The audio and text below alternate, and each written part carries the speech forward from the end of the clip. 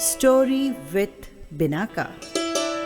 सुनिए कहानी बिनाका की जुबानी। तो लीजिए, हाजिर है आचार्य मानतुंग की कहानी।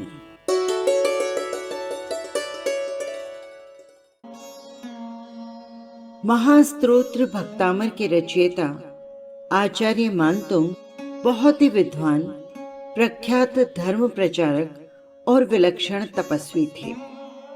उनके द्वारा रचित भक्तामर स्तोत्र के प्रत्येक शब्द से उनके जिन भगवान के प्रति असीम आस्था और अनंत भक्ति का पता चलता है। ये बात है सन 1100 ईस्वी की। तब मालवा के उज्जैन नगर में एक महान राजा भोज राज्य करते थे। राजा भोज अद्वितीय कोटि के विद्वान थे और स्वयं संस्कृत काव्य के रचयिता भी थे। महाकवि कालिदास जिनके दरबार में राज्यसभा के सदस्यों में से एक थे। उन्हीं दिनों की बात है। नगर में एक जैन कवि धनंजय भी प्रसिद्ध हो रहे थे। एक दिन राजा भोज ने धनंजय को अपने राज दरबार में बुलाया और उनसे उनका परिचय प्राप्त किया। उनकी कविताओं और ज्ञान की प्रशंसा की। तब धनंजय ने राजा से बहुत ही विनम्रता से कहा, हे राजन, मेरी सारी बुद्धि और ज्ञान मेरे गुरु आचार्य श्री मानतुंग के कारण है, जो कि एक जैन मुनि हैं, और ये सब उन्हीं का आशीर्वाद है। आचार्य मानतुंग की प्रशंसा सुनकर राजा भोज को आचार्य से मिलने की इच्छा हुई। राजा भोज ने अपने सेवकों को आदेश दिया, जाओ और आचार्य मानतुंग को सम्मान के साथ अपने राज दरबार में लेकर आओ। उन दिनों आचार्य श्री भोजपुर में रहकर आत्म साक्षात्कार शुद्धि के लिए तप कर रहे थे। राजा भोज के सेवक वहां पहुंचे और आचार्य से प्रार्थना की कि वे उनके साथ चलकर उनके राजा भोज से मिलें। आचार्य श्री के मना करने पर सेवक उनसे बारंबार प्रार्थना करने लगे, लेकिन साधु संत का राजा या किसी अन्य व्यक्ति से मिलने का कोई उद्देश्य नहीं होता। साधु ने मना करते हुए उत्तर दिया, राज दरबार में मुझे क्या करना है? दरबार में तो वही जाते हैं जो या तो उनसे संबंधित हो या जिन्होंने कोई अपराध किया हो। फिर मैं तो एक तपस्वी हूं, मेरा राज दरबार में क्या काम? ये कहकर आचार्य पुनः गहन तप और ध्यान साधना में लीन हो गए। सेवकों ने राजा के पास लौटकर अपनी असफलता के बारे में राजा को बताया। ये सुनकर राजा भोज क्रोधित हो गए और उन्होंने आचार्य श्री को बलपूर्वक अपने राज दरबार में लाने का आदेश दिया। सेवकों ने वैसा ही किया और इस तरह आचार्य को राजा भोज के सामने प्रस्तुत किया गया। आचार्य को वहां पाकर राजा ने उनकी प्रशंसा की और उनसे वहां उपस्थित दर्शकों को कुछ धार्मिक उपदेश देने का अनुरोध किया। लेकिन उस समय तक प्रतिकूल परिस्थितियों को देखते हुए आचार्य श्री ने उन परिस्थितियों में चुप रहने का निर्णय लिया। आचार्य को चुप देखकर राजा की सभी प्रार्थनाएं और अनुरोध व्यर्थ हो गए। राजा क्रोधित हो गए और उन्होंने अपने सैनिकों को आदेश दिया कि आचार्य को कारागार में डाल दिया जाए। और राजा के आदेश पर आचार्य मानतुंग को ताले और जंजीरों में बांधकर 48 कक्षों वाले कारागार में नजरबंद कर दिया गया।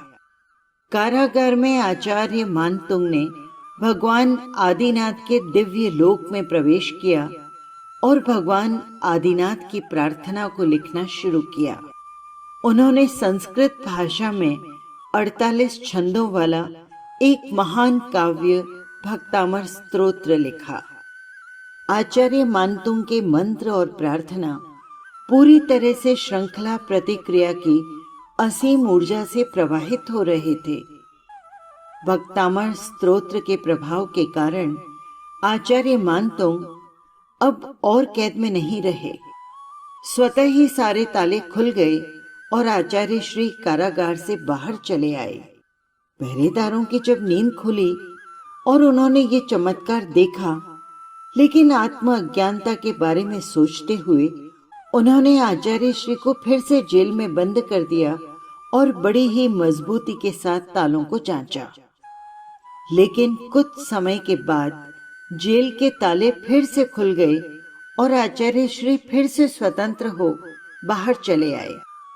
ये देखकर पहरेदार जल्दी से राजा के पास गए और उन्हें सारी घटना के बारे में बताया। राजा वहां पर आए और सैनिकों को आदेश दिया कि आचार्य को मजबूत जंजीरों से मजबूती के साथ बांध दिया जाए और 48 ताले वाले जेल में बंद कर दिया जाए।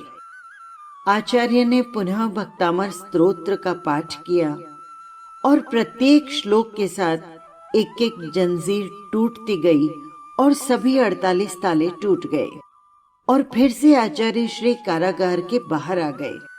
इस चमत्कार के बारे में सुनकर सभी नगरवासी आश्चर्यचकित हो गए और वे उनके दर्शन करने के लिए व्याकुल हो उठे और कारागार के चारों ओर एकत्रित हो गए। राजा को आचार्य और जैन धर्म की शक्ति का एहसास हुआ और उन्होंने आचार्य मानतुंग के चरणों में सिर झुकाकर अपनी भूल के लिए क्षमा मांगी और प्रार्थना की। हे श्रेष्ठ, आप जितने कणों से निर्मित हैं उतने ही शांतिपूर्ण प्रेम से परिपूर्ण हैं। यही कारण है कि आप संपूर्ण ब्रह्मांड में अद्वितीय और तेजस्वी हैं। इस घटना के बाद आचार्य मांगतुंग धारा नगरी में चले गए। आचार्य के उपदेशों और तप के प्रभाव से बहुत से लोगों ने जैन धर्म अंगीकार किया। उसके बाद आचार्य मानतुंग भोजपुर में ही रहे। वहां पर उन्होंने लगातार तप और साधना की और सांसारिक राग द्वेष से मुक्ति पाने का प्रयास किया। अंत में संलेखना व्रत स्वीकार किया और तप करते हुए अपने शरीर को त्याग दिया। आज भी आचार्य मानतुंग का तीर्थ भोजपुर में स्थित है। इस तीर्थ पर आचार्य मानतुंग के पैरों के निशान शिलाखंड के रूप में स्थापित हैं। वहीं धारा से 13 किलोमीटर दूरी पर आहू गांव है, जहां 48 स्तंभों के खंडर देखे जा सकते हैं, जिस जगह आचार्य को कारावास के दौरान रखा गया था। आचार्य मानतुंग द्वारा रचित भक्तामर स्तोत्र का प्रत्येक श्लोक और अक्षर चमत्कारी और विभिन्न प्रभाव पैदा करने वाला है। लोकप्रिय मान्यताओं के अनुसार विशिष्ट श्लोक विशिष्ट उद्देश्यों के लिए चमत्कारिक रूप से प्रभावी होते हैं, जैसे कि धन प्राप्ति के लिए दूसरा और 36वां श्लोक, ज्ञान में सुधार के लिए 6ठा श्लोक, वक्तव्य कला को बेहतर बनाने के लिए 10वां श्लोक, अशांति से मुक्ति हेतु 7वां श्लोक, रोग और दर्द से मुक्ति के लिए 17वां श्लोक, सांप व अन्य विषयों के उपचार हेतु 41वां श्लोक, जादू टोने के बचाव के लिए 9वां श्लोक और आवश्यकताओं की पूर्ति के लिए 19वां श्लोक। लेकिन भक्त की लगन, पवित्रता, एकाग्रता और नियमितता ही परम लक्ष्य की प्राप्ति में सहायक होती है। कहा जाता है कि नियमित सुबह 10 बजे पहले भक्तामर स्तोत्र का श्रवण या पठन किया जाए तो समस्त मनोकामनाएं पूर्ण होती है और घर में सदैव सुख शांति बनी रहती है। इति कथा संपन्न। ये कहानी आपको कैसी लगी कमेंट बॉक्स में जरूर लिखिएगा। और हाँ, यदि आपने चैनल को सब्सक्राइब नहीं किया है तो कर लीजिएगा। फिर मिलेंगे किसी नई कहानी के साथ। जय जिनेंद्र।